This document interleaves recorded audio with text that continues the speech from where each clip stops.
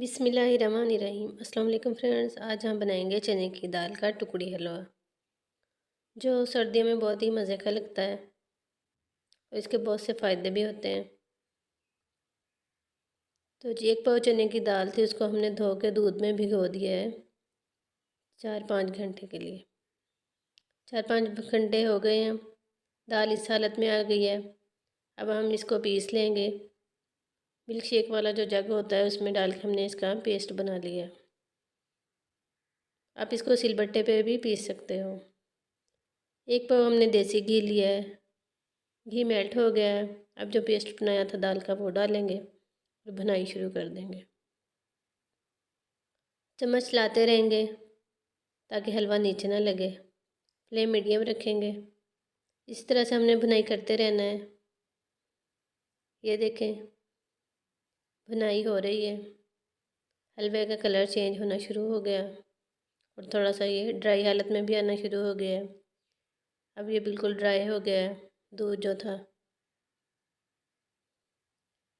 1 cup हमने चीनी डाल दी है।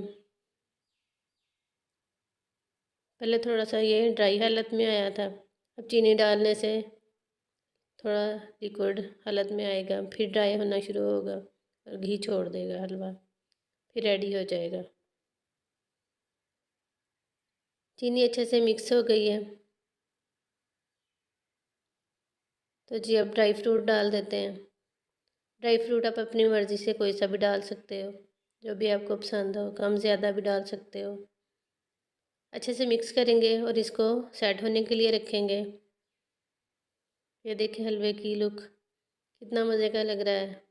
अब इसको इस तरह से भी खा सकते हो, टुकड़ी की शेप में भी दे सकते हो, जिस तरह से आपको पसंद हो। इस तरह से हमने एक ट्रे में डाला, इसको सेट किया है। फिर इसके ऊपर ड्राई फ्रूट से गार्निश करेंगे और इसको सेट होने के लिए रख देंगे। 3-4 घंटे के लिए इसी तरह से रख देंगे। तो जी, ये देखें हलवा इस हालत में आ गया। अब हम इसके पीसीज बनाएंगे। तो आप लोग भी इस रेसिपी को फॉलो करें, बहुत मज़े का लगता है ये वाला हलवा। चने की दाल का हलवा बच्चों बड़ों सबको बना कर खिलाएं, बच्चों को बहुत पसंद आएगा, बड़ों को भी पसंद आएगा। नए देखने वाले चैनल को भी सब्सक्राइब कर दिया करें और बेल आइकन को भी प्रेस कर दिया करें, ताकि हमारी हर नई आने वाली रेसिपी आप तक पहुंच सके।